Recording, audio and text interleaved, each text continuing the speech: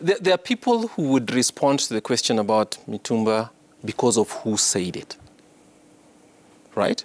If you're part of a different political coalition, you'll support it regardless, or you will not.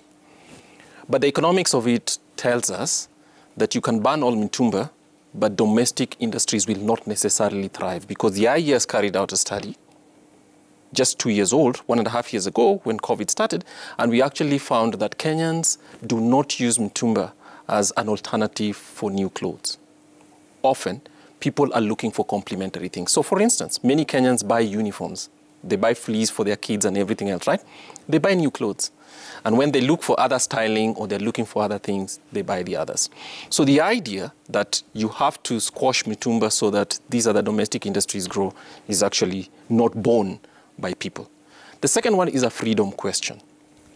And I agree that government might have a responsibility or should try to foster domestic cotton industry. But I don't think by building demand in the market, maybe. But that shouldn't be done by telling other people who will choose what you wear. Some people might be very proud of the fabrics produced in Kenya. I am an agnostic. Some of it is bad. Some of it is good, but some is bad. And I should be allowed that freedom to be able to choose. Some of it is bad. I wouldn't even take it for free. Well, maybe I'm a privileged Kenyan. But the point is this. You are. Allow Kenyans to be able, treat Kenyans like adults, that we can make these decisions. So if you want to support the domestic cotton industry, go ahead and support it.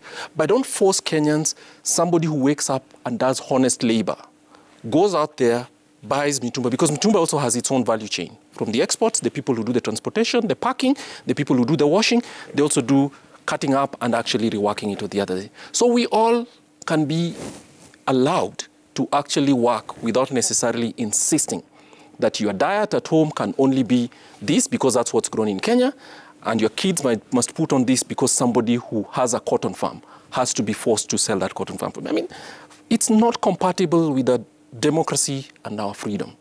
So on the basis of both the economics and all that, I think Azimio needs to rethink this. It is not a good idea, and many people are. Some people are resisting you because of who said it.